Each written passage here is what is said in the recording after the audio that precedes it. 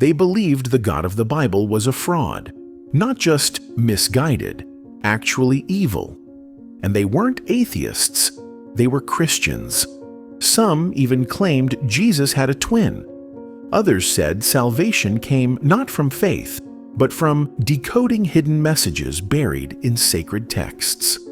These were the Gnostic Christians, early followers of Christ who didn't just disagree with the church. They thought the church worshipped the wrong God entirely. Their gospel banned, their books burned, their followers hunted. One of their sacred texts, the Gospel of Judas, reveals a version of Jesus who asked Judas to betray him. Another claims Eve was humanity's hero, not its downfall. This wasn't just theological hair-splitting. It was a war over reality itself. And for a while, it was anyone's game. So why did the church go scorched earth on these guys? And what terrifying secrets were buried with them? Stick around, because the story of the Gnostics is not just strange, it's dangerously enlightening. The Gnostics thought the God of the Old Testament was a cosmic tyrant who accidentally created the world. Yes, seriously. This was not satire, and they weren't pagans throwing shade at monotheism. These were early Christians, people who revered Jesus, wrote their own gospels, and got very intense about angels and salvation. But their fundamental belief that the physical world was a mistake, not a metaphorical mistake, a literal one. They believed that the universe was crafted by a lower, ignorant God called the demiurge, and that this God was the one worshipped by Jews and mainstream Christians. And this idea wasn't whispered in back alleys. For a time, it was debated openly.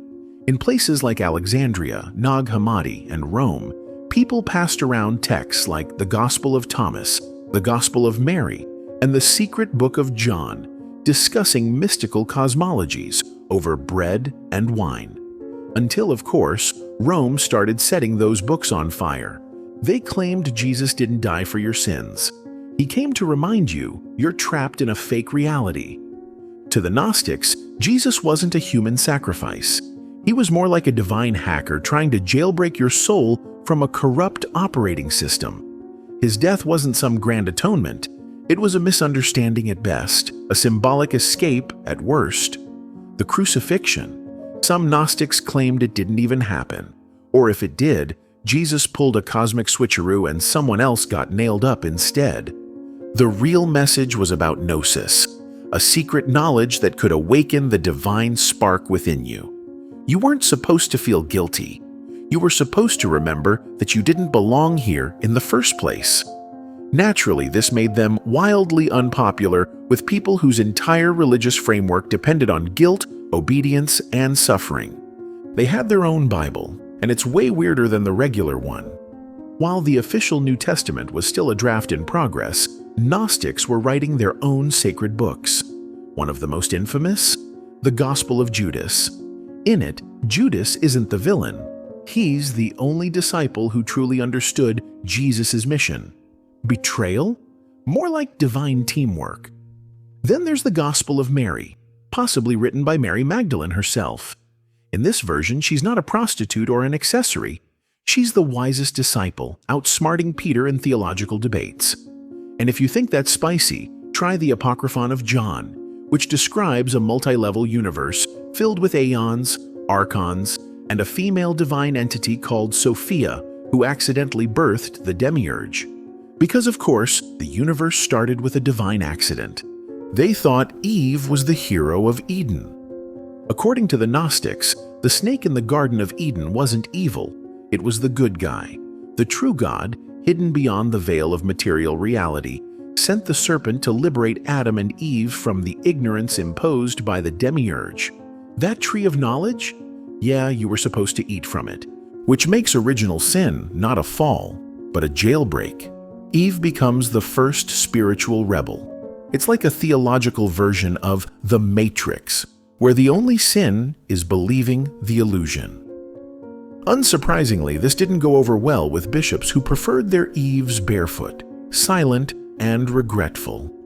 They practiced radical equality until they were exterminated for it.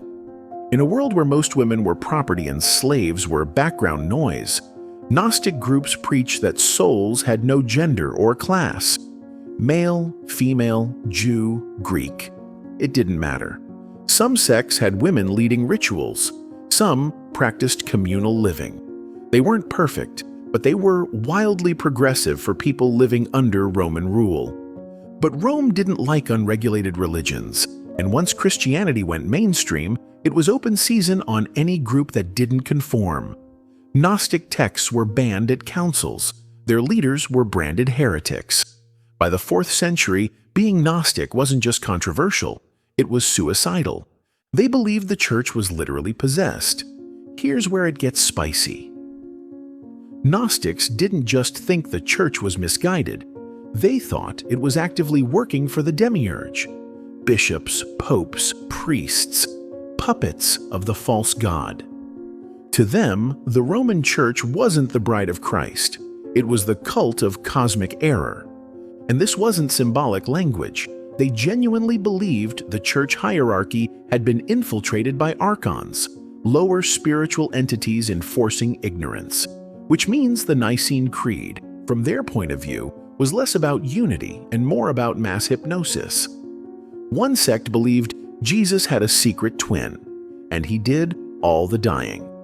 The Acts of Thomas describes a version of the story where Jesus had a twin brother named Didymus Judas Thomas. In this account, it was Thomas, his identical double, who got crucified, while Jesus stood by laughing invisibly. This wasn't a comedy sketch, it was a core belief for some Gnostics, that the true Christ couldn't suffer because he wasn't truly material. They called it Docetism, the belief that Christ only seemed human. The flesh, they said, was an illusion, which led to one of the most awkward theological standoffs in early Christian history.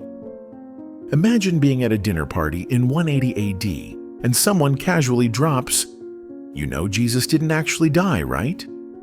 Awkward silence. Pass the olives. Their enemies made sure their story disappeared, almost. By the 5th century, the Gnostics had been wiped out, or so it seemed. Their books were burned, their names blackened, and their beliefs rewritten by their enemies. The only reason we even know about them is because Orthodox theologians like Irenaeus and Tertullian ranted so obsessively about their blasphemies. But then, in 1945, an Egyptian farmer stumbled on a clay jar buried near Nag Hammadi. Inside, a library of Gnostic texts hidden for 1,600 years. Suddenly, the heretics had their say again, and it turned out their version of Christianity was less about guilt and obedience, and more about mystical awakening and inner divinity. No wonder they had to go. Their forgotten ideas are making a comeback. Today, the Gnostic label gets thrown around in everything from conspiracy theories to fringe spirituality. But the core ideas, hidden truth, corrupt systems, divine knowledge, still resonate. There's something oddly modern about their belief that reality is a lie and salvation is about waking up. Even tech culture has its accidental Gnostic echoes, artificial realities, secret codes, rogue agents seeking truth. Gnosticism might not be trending in Sunday school, but its DNA is all over our search for meaning in a chaotic world. They didn't just rewrite the Bible, they questioned the entire idea of salvation. The Gnostics weren't trying to start a cult, they were trying to dismantle one. They looked at the suffering in the world and said, "This can't be what a good God intended." So they rewrote the story, not to comfort, but to challenge, not to soothe, but to awaken. And maybe that's why they had to disappear, not because they were wrong, but because they were dangerous.